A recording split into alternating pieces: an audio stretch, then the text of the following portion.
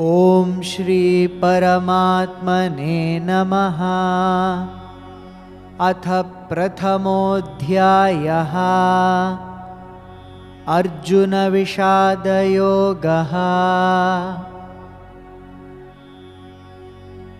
संजय उवाच एवमुक्तो हृषीकेशो गुडाकेशेन भारत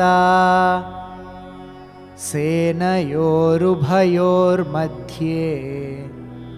स्थापयित्वा रथोत्तमम्।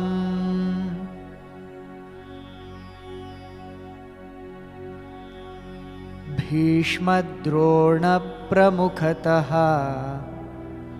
सर्वेषां च महीक्षिताम् उवाच पार्थ पश्यैतान् समवेतान् कुरूनिति।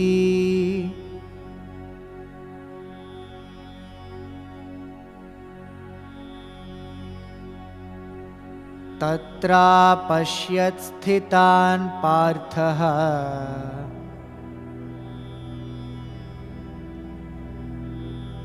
पितॄनथ पितामहान्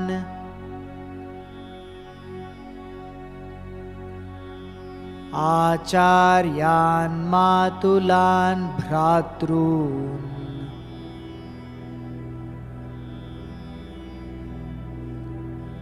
पुत्रान् पौत्रान् सखींस्तथा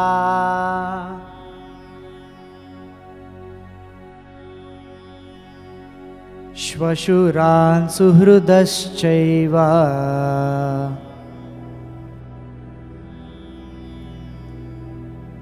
सेनयोरुभयोरपि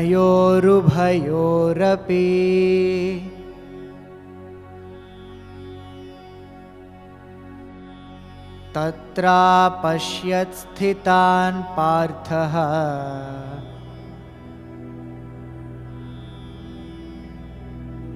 पितॄनथ पितामहान्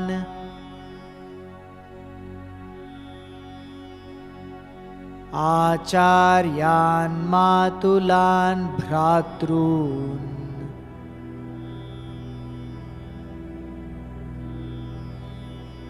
पुत्रान् पौत्रान् सखींस्तथा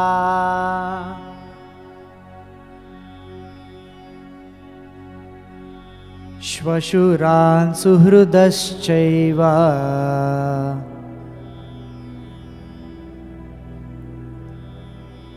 सेनयोरुभयोरपि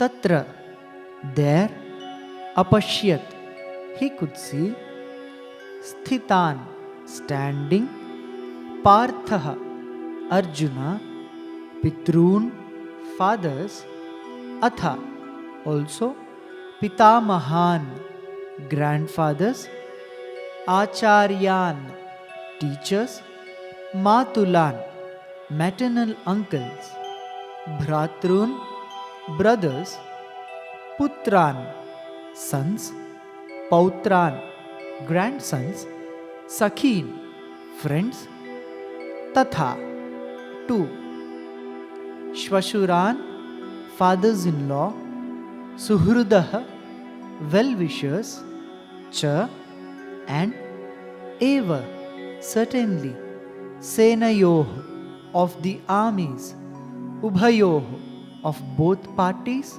api also. As Lord Shri Krishna places the chariot between both the armies and mentions few names of the people against whom Arjuna should be fighting, Arjuna realizes that all are his own people against whom he is getting ready to fight a fierce battle.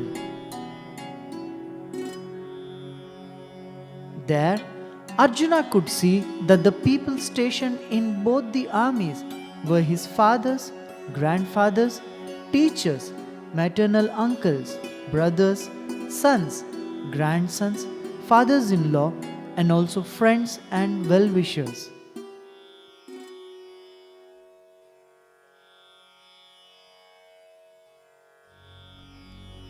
तान् समीक्ष्य स कौन्तेयः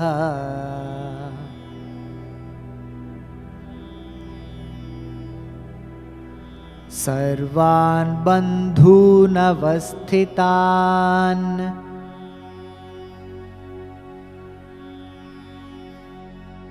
कृपया परयाविष्टो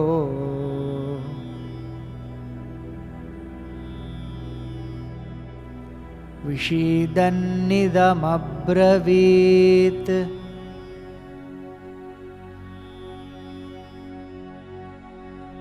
तान् समीक्ष्य स कौन्तेयः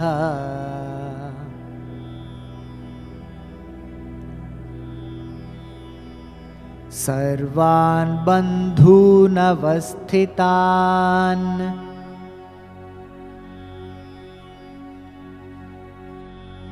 कृपया परयाविष्टो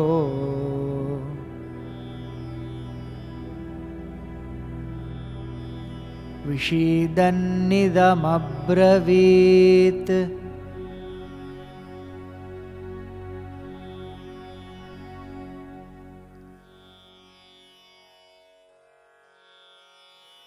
Tan, all of them, Samikshya, on seeing, Saha, they, Kaunteyah, Arjuna, son of Kunti, Sarvan, all, Bandhun, relatives, Avasthitan, present, Kripaya, by compassion, Paraya, of a great, Avishtaha, overwhelmed, Vishidan, deep sorrow, Idam, thus, Abravit, spoke.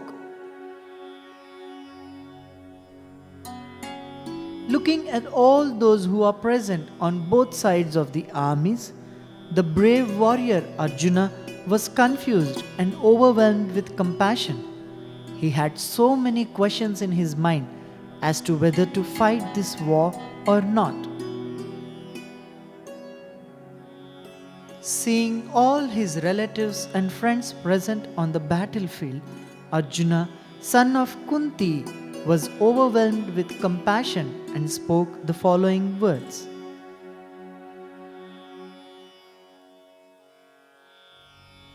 Tatrapashyat sthitan parthaha pitrunath pitamahan Acharyan matulan bhratrun Putran pautran sakhims tatha Shvashuran suhrudaschaiva Senayorubhayorapi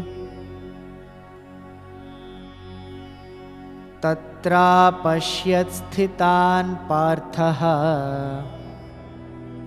Pitrunath pitamahan Acharyan matulan bhratrun Putran pautran sakhims tatha Shvashuran suhrudaschaiva Senayorubhayorapi